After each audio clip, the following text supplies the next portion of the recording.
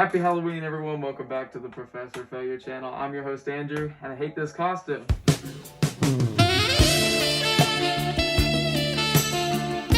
Much better. Alright, so today we're going to be taking a look at the true events of The Conjuring. And with me today is Aiden from Extreme Dubstep. Thanks for having me, Andrew, and I hope everyone's having a fantastic Halloween.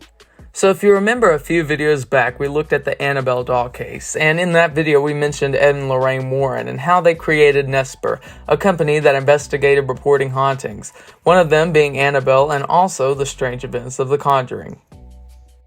Now, you have probably heard of this film before because, yes, it was a film made back in 2013 and made $319.5 million in the box office and had a couple sequels as well, but those sequels are completely irrelevant to this video. Now, if you've watched the movie, then you probably are going to notice that this video is going to be a lot different because Hollywood had to Hollywoodify the story so that it would be interesting. But with that being said, let's talk about the true events of The Conjuring.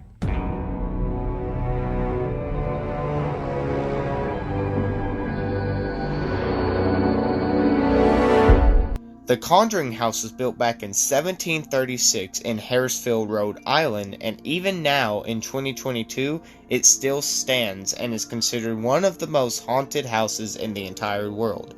Amazingly, this house is 286 years old.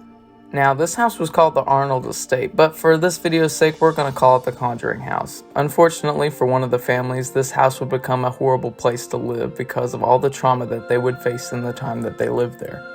In 1970, Roger and Carolyn Perrin and their 5 daughters moved into the house. The family had reported that in the beginning the hauntings started out small, such as things being out of place and random noises would be heard.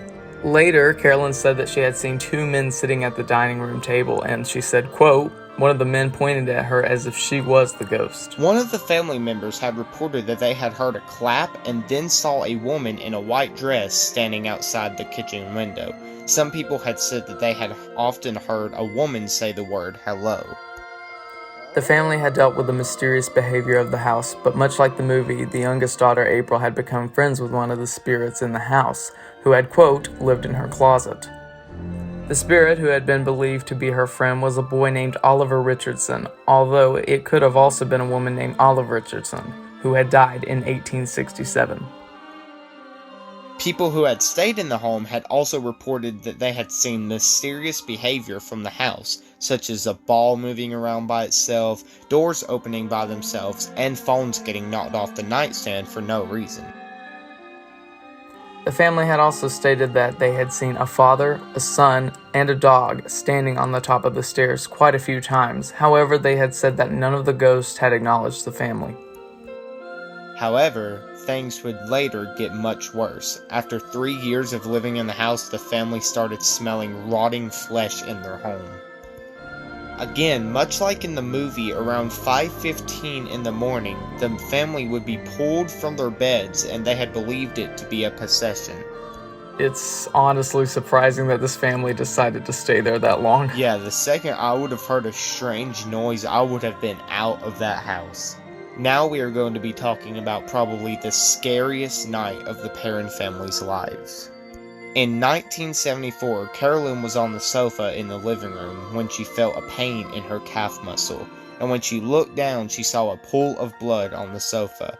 When she had looked on the sofa to see what may have caused it, she found nothing. At this point, the parents had had enough, so they brought in our favorite people, the Warrens.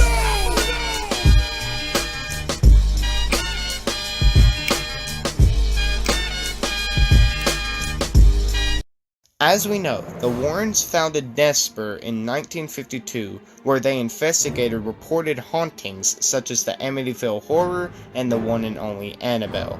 The Warrens came to Rhode Island, and once they saw Carolyn's injury, they figured that the demonic being who was haunting them was the old neighbor of the Conjuring house, Bathsheba Sherman. Bathsheba was born in 1812 right next to the Conjuring house with her husband, Before she died, an infant had died in her care. When the body was examined, they determined that it was killed with a needle pierced at the base of its skull. Many people had suspected that she was a witch and thought that she had sacrificed the baby to the devil. The reason Lorraine Warren thought it was Bathsheba was because she thought that maybe she brought the needle from the afterlife to stab Carolyn. Bathsheba had died in 1885, however, it is believed that she still lived on to haunt the Warrens. The Warrens had held a seance so that they could communicate with Bathsheba. The children of the parents did not join the seance, but that did not keep Andrea and Cindy Perrin from watching. During the seance, Carolyn started talking in a language and voice that was not her own, and at one point her chair was even levitated and she was thrown 20 feet into another room. Roger had stated that she was possessed and that her body was distorted. After the Warrens demonized her, Roger threw them out. Carolyn had later said that the Warrens tried to help the best they could, but things had only gotten worse with them there. The parents had decided to accept the fact that they were living with demons, and they had said that they lived pretty happily most of the time. In 1980, the Perrins finally moved, and that was the story of The Conjuring. The Conjuring house still stands to this day and is open for people to come and see. Well, everyone, that was today's video. I hope you enjoyed it, and I want to thank Aiden for being here today. Thank you so much for having me in this video about The Conjuring, Andrew. I greatly enjoyed it, and I hope everyone's having a fantastic Halloween. Hope you get to eat lots of candy, and I hope you get to watch tons and tons of horror movies. Well, everyone, thanks again for watching today's video. I hope you enjoyed it. Please like, subscribe, comment, share all of the fun stuff, and I'll see you next time. Bye, guys.